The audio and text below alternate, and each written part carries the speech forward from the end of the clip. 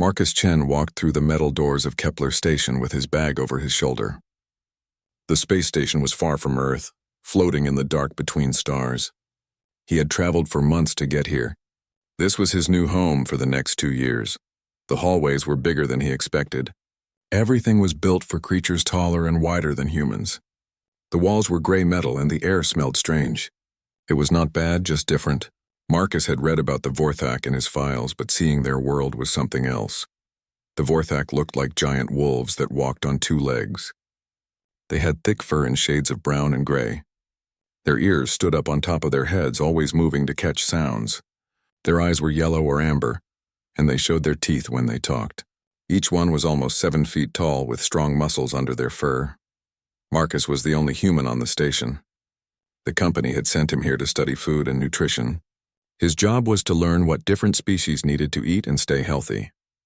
He knew it would be hard work, but he was excited to learn. The other scientists and workers on the station were all Vorthak. They had their own culture and ways of doing things. Marcus had studied their language and customs before coming here. He thought he was ready.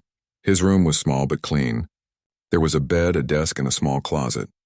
The ceiling was higher than he needed, built for taller beings. Marcus put his clothes away and looked at his schedule. Dinner was in 1 hour at the main dining hall. Marcus felt nervous as he walked to the dining hall. He could hear voices and sounds of eating before he reached the doors. When he stepped inside, the room went quiet for a moment. All the Vorthak looked at him. The dining hall was large with long tables. The Vorthak sat together in groups, talking in their deep voices. Their language had growls and soft barks mixed with words. Marcus understood some of it from his studies. He walked toward the food area. There were several Vorthak behind a counter, serving food from large pots and containers. The smell was rich and meaty. Marcus could see thick stews, roasted meat, and some kind of bread. Marcus got in line behind a large Vorthak male. The creature looked down at him with yellow eyes. His lips pulled back to show sharp teeth. It was not a smile. When Marcus reached the front of the line, he smiled at the serving staff. A female Vorthak with gray fur looked at him with cold eyes. "Good evening," Marcus said in their language. "May I have some dinner, please?" The female looked at the male server next to her. They spoke in quick, quiet words Marcus could not understand. Then she looked back at him. "No food for you," she said in broken English. "Not enough supplies." Marcus looked at the pots behind her. They were full of food. Steam rose from hot stews and roasted meat. There was clearly enough food for many more people. "I can see there is plenty of food," Marcus said politely. "I am hungry and need to eat." The male server stepped forward. He was huge, with dark brown fur and scars on his muzzle. His voice was low and threatening. She said, "No food. You understand? No food for humans." Other Vorthak in line behind Marcus started to growl softly. The sound made the hair on his arms stand up. Marcus felt heat in his face, but he tried to stay calm. "I work here now," Marcus said. "I have the same right to eat as everyone else." The scarred male laughed. It was not a happy sound. "Rights? You think you have rights here, small human? This is our place, our food, our rules." Marcus looked around the dining hall. Every Vorthak was watching him now. Some showed their teeth. Others just stared with cold eyes. No one looked friendly or helpful. Marcus stepped back from the counter. His stomach was empty and making small sounds. He had not eaten since morning, and that was just a small snack from his travel supplies. "I understand," Marcus said quietly. "Thank you anyway." He turned away from the food counter and looked for a place to sit. Most tables were full of Vorthak eating and talking. Marcus found an empty table in the corner and sat down alone. His plate was empty and white.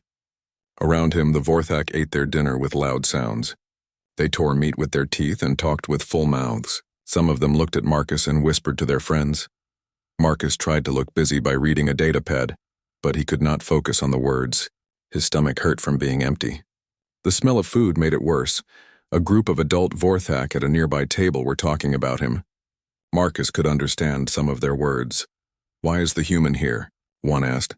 "Company orders," another replied. "They want to study our food." "Humans are weak," said a third. "They eat plants like prey animals. They have no strength, no honor." "Look at him," the first one said. "Small and soft. No claws, no teeth. How did such creatures ever leave their home world?" They laughed together, showing their sharp teeth. Marcus pretended not to hear, but his face felt hot with shame. As the dinner time went on, more Vorthak finished eating and left the hall. Marcus stayed at his empty table, not sure what to do. He could go back to his room, but then he would have no food until tomorrow. Maybe the morning would be different. The serving staff began to clean up the food area. They put away the leftover food without offering any to Marcus.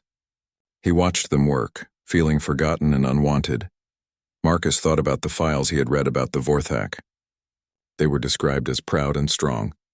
They lived in groups like wolf packs with clear rules about who was in charge. They valued strength and loyalty above all else. Maybe that was the problem. Marcus was not strong like them. He was not part of their pack.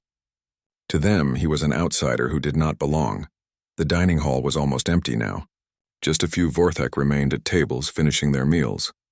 The lights were dimmed and the serving area was closed. Marcus stood up from his table.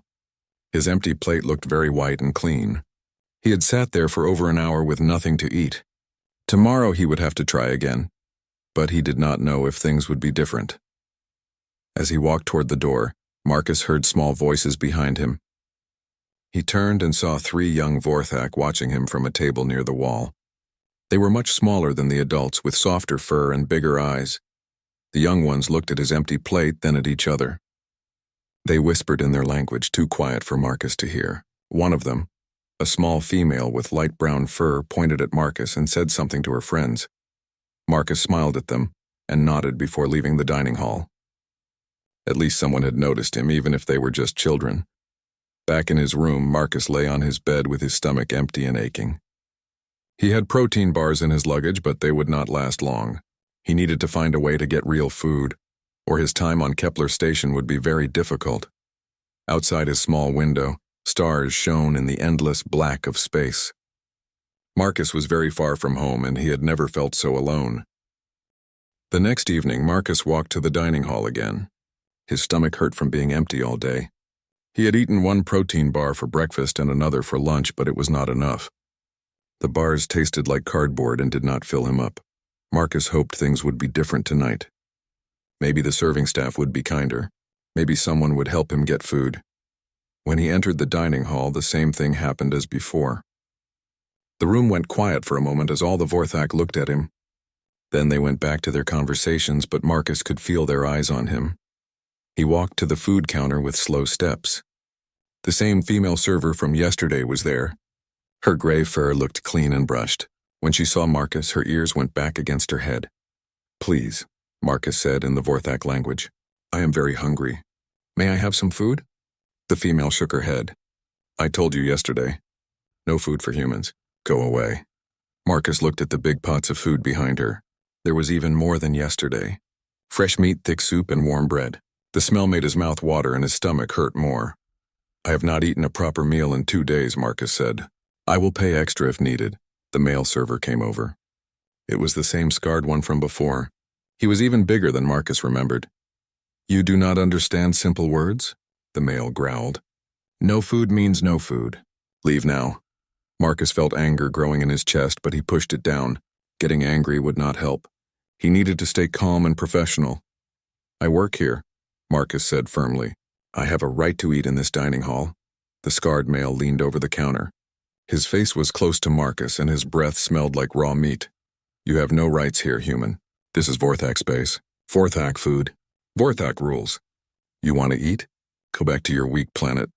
Other Vorthak in the hall started to pay attention. Some stood up from their tables to watch. Their ears were pointed forward and their eyes were bright with interest. Marcus felt his face turn red, but there was nothing he could do. He could not fight these creatures.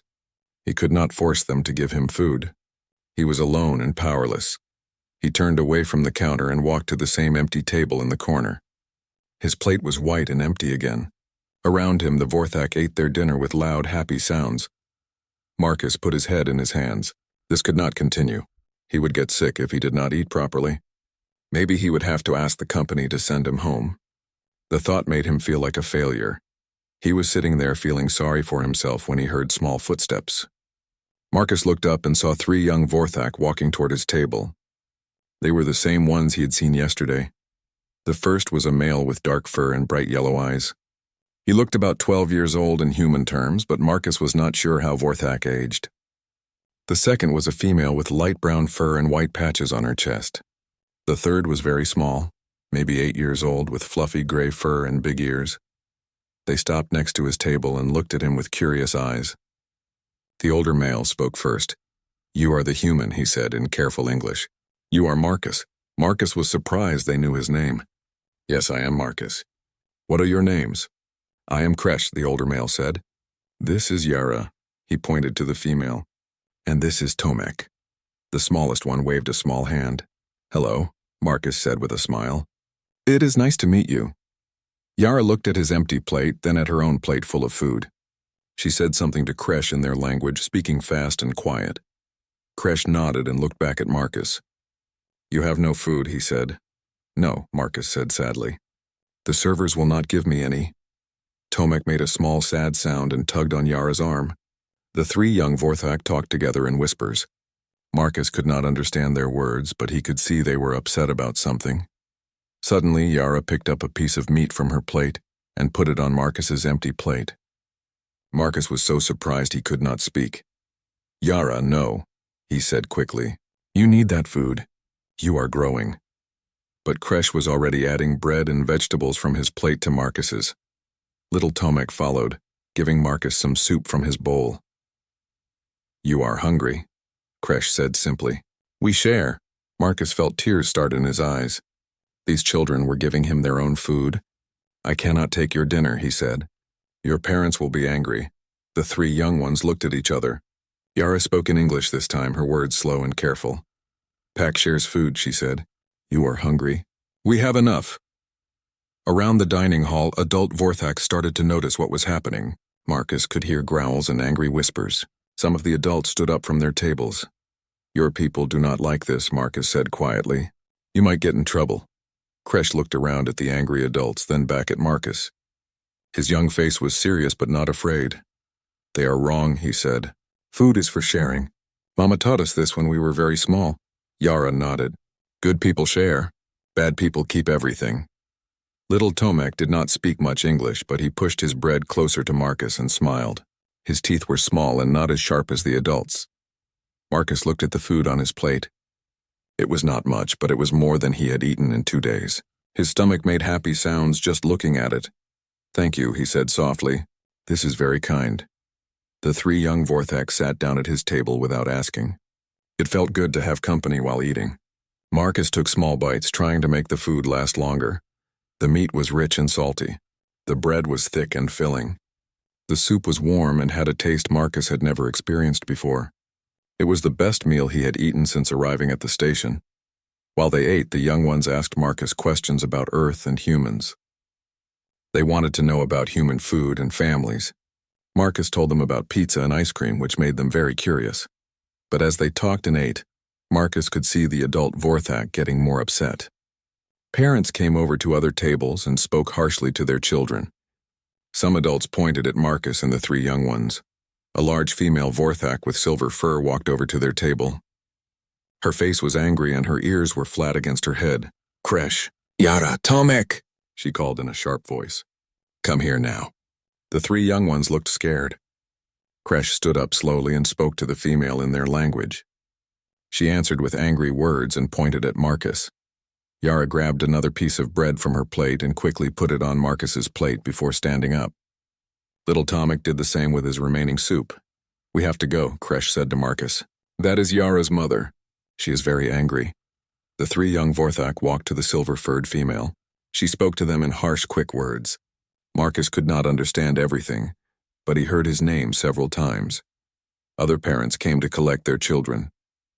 Soon, Marcus was alone at his table again, but this time his plate had food on it.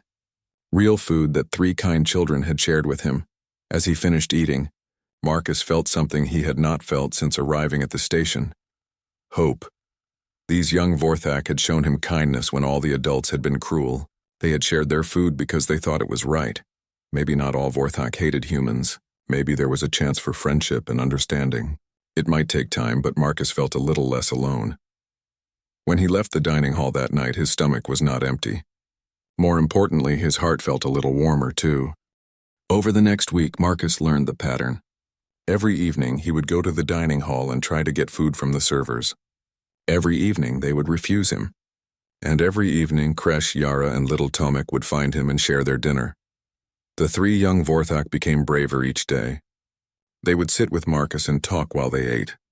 They asked him about human customs and told him about their own lives on the station.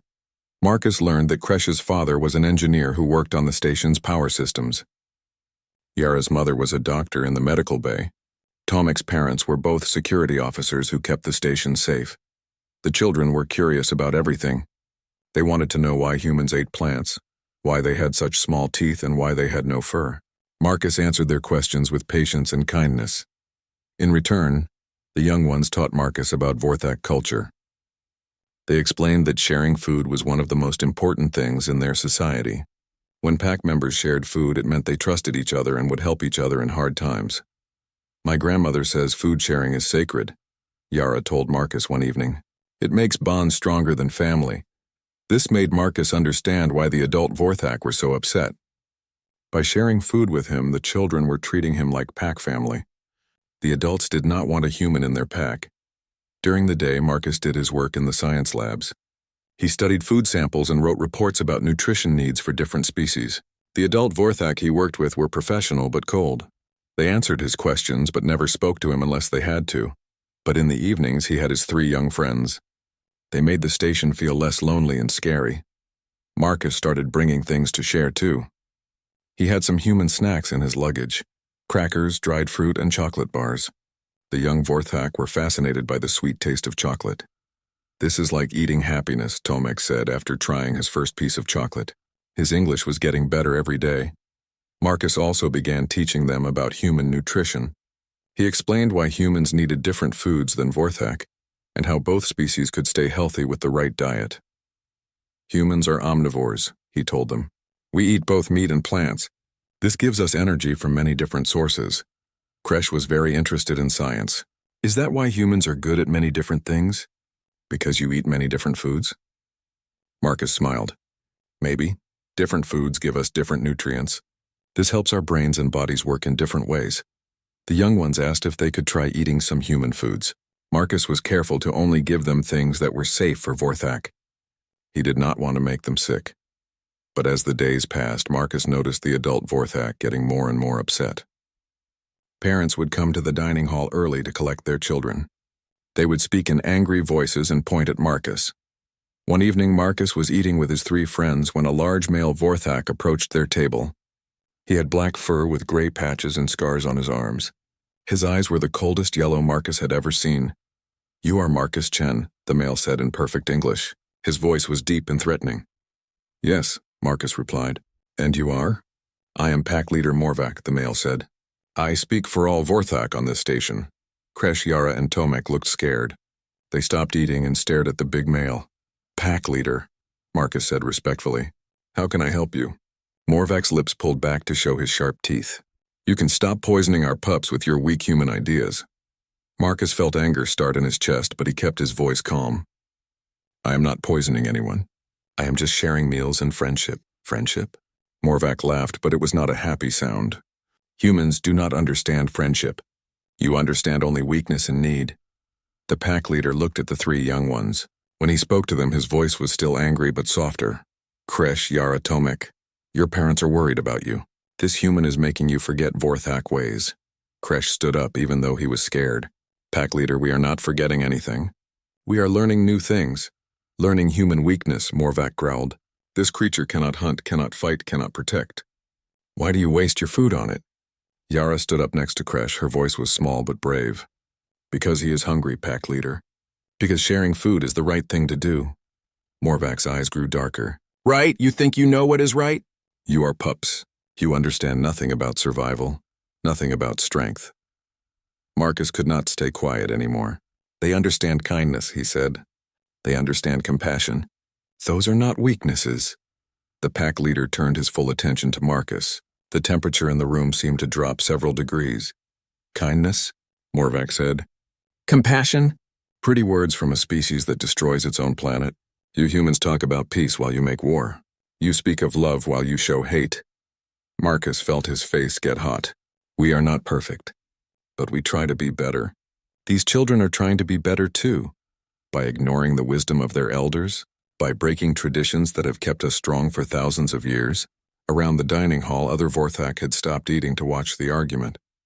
The air was thick with tension. Little Tomek tugged on Marcus's sleeve.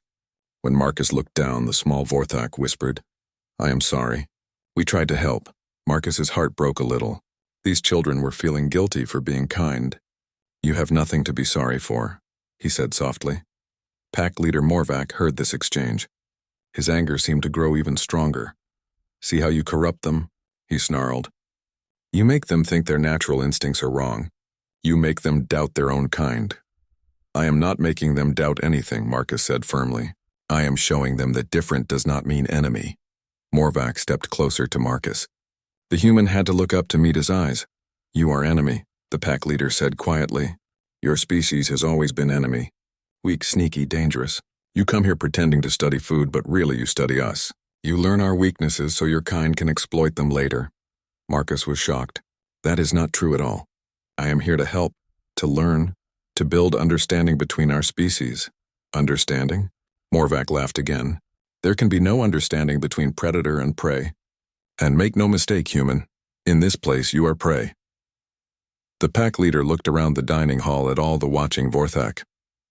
When he spoke, his voice was loud enough for everyone to hear. "No more food sharing with the human," he announced. "Any pup caught feeding this creature will be punished. Any adult who allows it will answer to me." Kresh, Yara, and Tomek looked at each other with wide, scared eyes. Marcus could see tears starting in Yara's amber eyes. "Pack leader," Kresh said desperately. "Please, Marcus is our friend. He teaches us interesting things. He is not dangerous." Morvac's gaze fell on the young male like a weight. "You will learn what is dangerous and what is not, pup. Your parents will make sure of that." The pack leader turned and walked away without another word. Around the dining hall, adult Vorthak began calling their children over to their tables. The three young ones looked at Marcus with sad, helpless expressions. "Go," Marcus said gently. "Do not get in more trouble because of me." As his three friends walked away, Marcus felt more alone than ever. The brief hope he had felt was crushed under the weight of pack leader Morvac's hatred. Marcus looked down at his plate. It still had some food on it, the last meal his young friends might ever share with him. He ate slowly, trying to make it last. When he finished, Marcus walked back to his room with an empty heart and a growing fear. If the adult Vorthak really saw him as an enemy, his time on Kepler Station might be more dangerous than he had ever imagined. 3 weeks after pack leader Morvac's warning, disaster struck Kepler Station. Marcus was working in his lab when the lights flickered and alarms started blaring. Emergency messages echoed through the corridors in both Vorthak and Standard languages. All personnel report to emergency stations. Life support system failure in sectors 4 through 7. This is not a drill. Marcus ran to the nearest emergency station, his heart pounding. The station's main computer screen showed red warning symbols everywhere. The air recycling system had failed and backup power was running low. Within hours, it became clear how serious the situation was.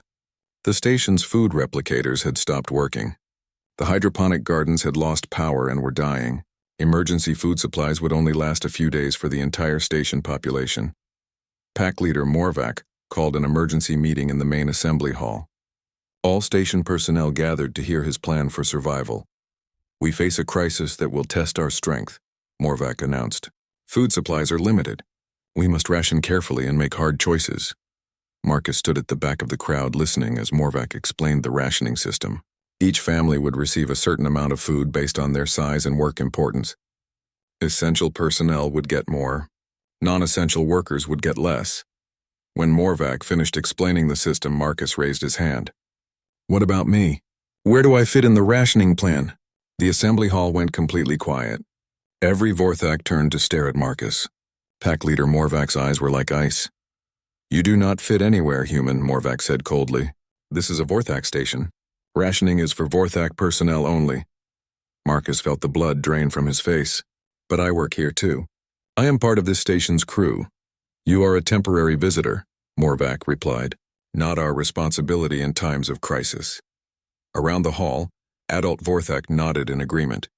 Some showed their teeth in what might have been smiles. Marcus looked for any friendly face, but found none among the adults. But near the front of the crowd, he could see 3 small shapes. Kresh, Yara, and Tomek were looking back at him with shocked expressions. Even from a distance, Marcus could see the worry in their young eyes. Marcus left the assembly hall feeling numb. The adult Vorthak had made their position clear. In a crisis, he was not one of them. He was expendable. Back in his room, Marcus looked at his remaining protein bars. He had 6 left.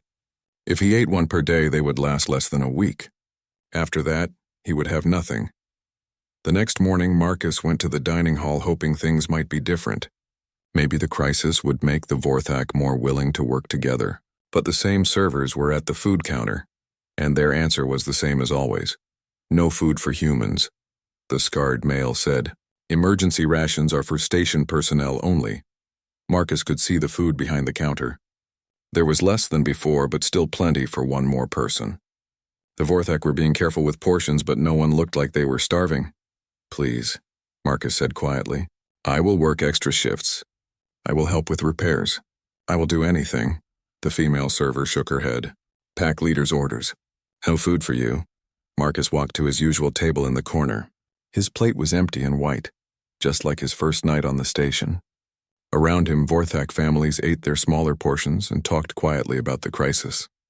Marcus sat there for an hour, hoping his 3 young friends would come. But their parents must have been watching them carefully. He did not see Kresh, Yara, or Tomek anywhere. For the next 3 days, the same thing happened. Marcus would go to the dining hall and be refused food. He would sit alone at his empty table while the Vorthak ate their rationed meals. His protein bars were almost gone and he was getting weak from hunger. On the 4th day, Marcus was so dizzy he could barely walk to the dining hall. His hands shook and his vision was blurry. He had eaten his last protein bar that morning. When the servers refused him food again, Marcus just nodded and went to his table. He put his head down on the cold surface and closed his eyes. He was too tired to be angry anymore. That was when he heard small footsteps. Marcus looked up and saw little Tomek approaching his table. The young Vorthak looked around nervously to make sure no adults were watching. Tomek quickly put something on Marcus's plate, a piece of bread and some dried meat. Then he ran back to his family's table before anyone could see. Marcus was so grateful he almost cried. The food was not much, but it was something. He ate slowly, trying to make it last. The next evening, it was Yara who brought him food. She managed to sneak him some soup and vegetables when her mother was talking to other adults. Again, she was quick and careful not to be seen. On the 6th evening, Kresh found a way to help. He created a distraction by dropping his plate, making a loud noise. While all the adults looked at him, Yara and Tomek both put food on Marcus's plate. Marcus realized what was happening. Despite their parents' rules and pack leader Morvak's warnings, the 3 young Vorthak were still sharing their food with him. But now they had to be secret about it. This made Marcus feel terrible. These children were taking risks to help him. They were going against their entire community to keep him alive. If they were caught, they would be in serious trouble. But Marcus was also amazed by their courage. Even in a crisis when their own families were eating less, these young ones still thought about helping him. Their kindness was stronger than their fear. As the days passed, Marcus noticed something troubling. Kresh was looking thinner. Yara's fur was not as shiny as before. Little Tomek seemed tired and moved more slowly.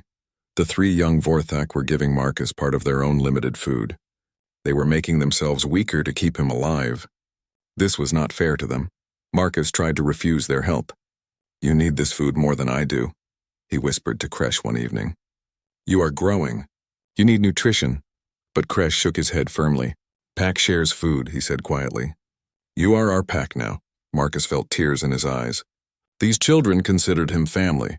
Even when their own species had rejected him, their loyalty was stronger than fear, stronger than hunger, stronger than the pressure from their community. But Marcus could see the cost of their kindness. Yara had to rest more often during the day. Tomek fell asleep in the dining hall. Kresh's clothes were starting to look loose on his frame. Marcus made a decision. He could not let these brave young ones suffer because of him. He had to find another way to get food, or he had to find a way to help the entire station through this crisis. That night, Marcus did not sleep. Instead, he went to his computer and started researching everything he could about the station's food systems. He studied the hydroponics bay layouts, the emergency supply inventories, and the food replication technology. Marcus was a nutritionist. His job was understanding food and how to make it work for different species. If anyone could find a solution to the station's food crisis, it should be him. But more than that, Marcus was motivated by something the adult Vorthak did not understand. He was motivated by love for 3 young ones who had shown him kindness when everyone else had shown him hate. The young Vorthak had risked everything to keep him alive. Now it was his turn to risk everything for them. Marcus was going to save his pack even if the pack did not know they belonged to him yet. Marcus spent the entire night studying the station's systems.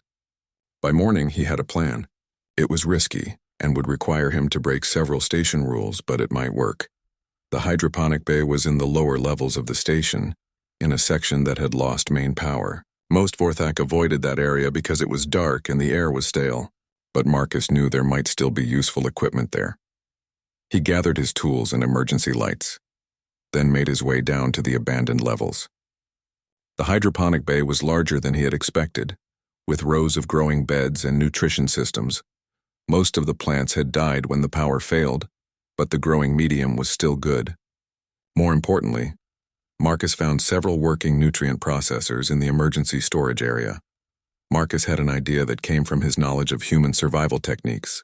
During Earth's early space colonization, humans had learned to make emergency food from almost anything organic. The process was not pretty, but it could turn plant waste and protein scraps into nutritious paste.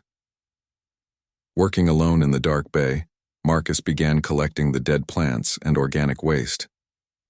He cleaned the nutrient processors and started experimenting with different combinations of ingredients. The work was hard and took many hours. Marcus had to figure out how to make the processors work without full power. He had to test different recipes to make sure they were safe for Vorthak digestion. Most importantly, he had to make enough food to help the whole station.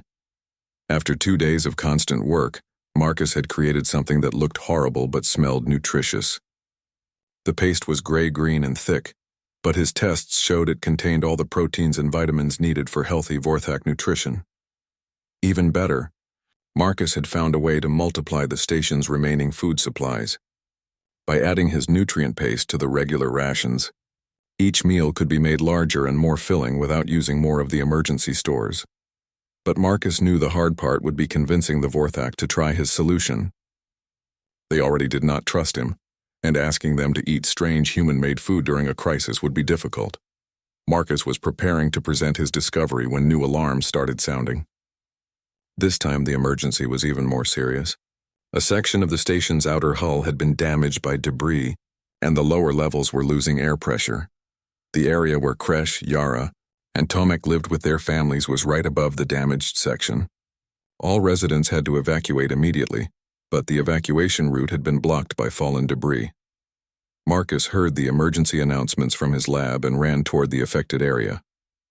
When he arrived, he found a crowd of adult Vorthak trying to figure out how to reach the trapped families.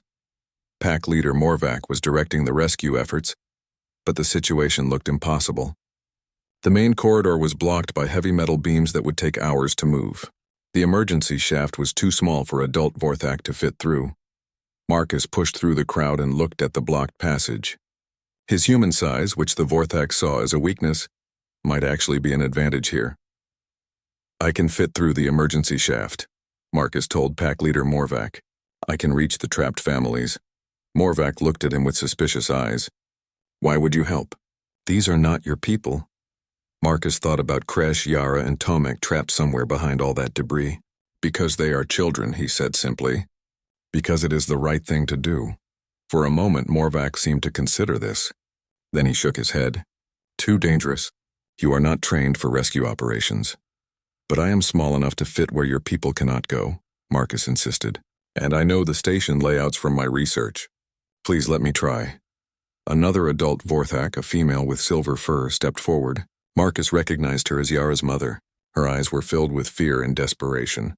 "Pack leader," she said urgently. "My daughter is in there. If the human can reach them..." Morvac looked around at the other worried parents. Finally, he nodded grimly. "You understand the risk, human? If you die in there, it is not our fault." Marcus was already pulling on emergency gear. "I understand. Just tell me how to reach them." The emergency shaft was narrow and dark. Marcus had to crawl on his hands and knees, pulling himself through tight spaces that would have been impossible for the larger Vorthak. His emergency light showed twisted metal and damaged walls, but the path was clear. It took Marcus almost an hour to reach the trapped section. When he finally emerged from the shaft, he found himself in a damaged corridor filled with frightened Vorthak families. Among them were Kresh, Yara, and Tomek, with their parents. The three young ones ran to Marcus when they saw him, their eyes bright with relief. "Marcus!" Yara cried. "You came to help us." "Of course I did," Marcus said, hugging all three of them. "We need to get you out of here safely." Marcus quickly assessed the situation. There were 12 Vorthak trapped, including the three families he cared about most. The air was getting thin, and the damaged hull was making dangerous creaking sounds. Marcus knew he could not lead all 12 Vorthak back through the narrow emergency shaft. But he had noticed something during his crawl through the station's lower levels. There was an old maintenance tunnel that connected to the undamaged sections. Working with the trapped Vorthak, Marcus helped them move debris and clear a path to the maintenance tunnel. His knowledge of the station's layout, gained from his research in the hydroponic bay, proved invaluable. Kresh's father, the engineer, worked alongside Marcus with new respect in his eyes. "You know these systems better than I thought," he admitted. "I have been studying them," Marcus replied, lifting a heavy beam with the older Vorthak's help. "I wanted to understand how everything works together." It took several more hours, but finally Marcus had led all 12 trapped Vorthak to safety through the maintenance tunnel. When they emerged into the main corridor, a crowd of relieved families was waiting. Pack leader Morvac was there too, his expression unreadable as he watched Marcus help the last family member out of the tunnel. Yara's mother approached Marcus with tears in her amber eyes. "You saved my daughter," she said softly. "You risked your life for Vorthak children." Marcus was exhausted and covered in dust, but he smiled. "They are good children. They were worth the risk." Word of Marcus's rescue spread quickly through the station. For the first time since arriving, Marcus heard Vorthak speaking about him with respect instead of contempt. The next evening, Marcus decided it was time to present his solution to the food crisis. He prepared samples of his nutrient paste and requested a meeting with pack leader Morvac and the station's senior staff. In the meeting room, Marcus explained his discovery. He showed how the nutrient paste could extend their food supplies and keep everyone healthy until repairs were completed. "This paste contains all necessary nutrition," Marcus explained, showing his test results. "It does not taste good, but it will keep us alive and strong." Pack leader Morvac examined the samples carefully. "You made this in the abandoned hydroponic bay? Using equipment we thought was useless?" "Human survival techniques," Marcus said. "We have learned to make food from very little. This knowledge can help all of us now." The pack leader was quiet for a long time. Finally, he looked directly at Marcus. "You could have kept this discovery secret. Used it only for yourself. Why share it with us?" Marcus thought about his answer carefully. "Because sharing food is sacred," he said, using the words Yara had taught him. "Because a pack takes care of all its members." Morvac's expression changed. For the first time, Marcus saw something other than hostility in the pack leader's eyes. "You consider yourself part of our pack?" Morvac asked. "3 of your young ones made me part of their pack," Marcus replied. "They shared their food when I was hungry. They showed me what it means to be Vorthak." That evening, for the first time since arriving at Kepler Station, Marcus went through the food line and received a full meal. The nutrient paste was mixed with traditional Vorthak foods, making the portions larger and more filling. Marcus sat at a table with Kresh, Yara, and Tomek, but now their parents sat with them too. Other Vorthak families nodded to him respectfully as they passed. Pack leader Morvac approached their table and stood quietly for a moment. Then he spoke in a voice loud enough for the entire dining hall to hear. "The human Marcus Chen has shown us the true meaning of pack loyalty," Morvac announced. "He risked his life to save our young. He shared his knowledge to feed our families. He has earned his place at our table." The dining hall erupted in howls of approval, the Vorthak way of showing respect and acceptance. Marcus looked around at the faces that had once shown him only hatred and suspicion. Now he saw acceptance, gratitude, and something that looked like friendship. Little Tomek tugged on his sleeve and smiled. "Pack shares food," the young Vorthak said in careful English. Marcus smiled back and took a bite of his meal. a mixture of traditional Vorthak cooking and his own survival paste. It was not the best food he had ever tasted, but it was the most meaningful. He had finally found his pack,